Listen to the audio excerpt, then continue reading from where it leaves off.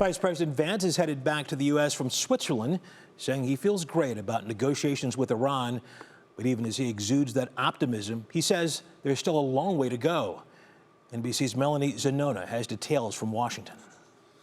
Good progress. That's the word from Vice President JD Vance as he heads back to Washington, following a round of marathon talks this weekend with Iran.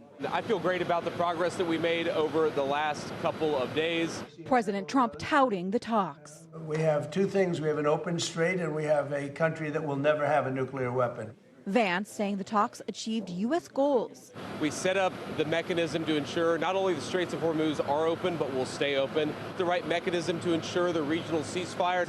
We have the Iranians allowing weapons inspectors, nuclear inspectors into their country for the first time in a long time. Inspectors were already allowed in Iran in the last agreement negotiated in the Obama administration. But President Trump ended that deal in his first term. Iranian officials are also praising the talks, zeroing in on efforts to stop the war in Lebanon between Israel and Hezbollah.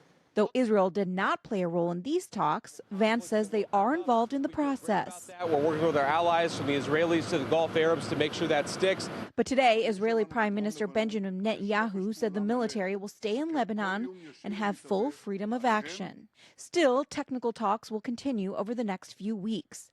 These are expected to encompass the thorniest issue: what happens to Iran's nuclear program.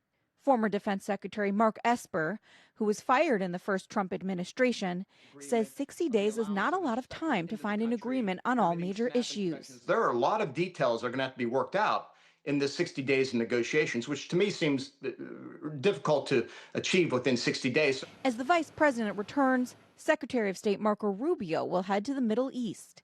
He is expected to talk to allies in the region about the Strait of Hormuz and smooth over relations with allies who have been caught in the war's crossfire. And today, the U.S. lifted sanctions on Iranian oil exports for the next 60 days, which means Iran can sell oil without any restrictions and make billions of dollars. Meanwhile, oil prices fell to their lowest since March. Melanie Zanona, NBC News, Washington.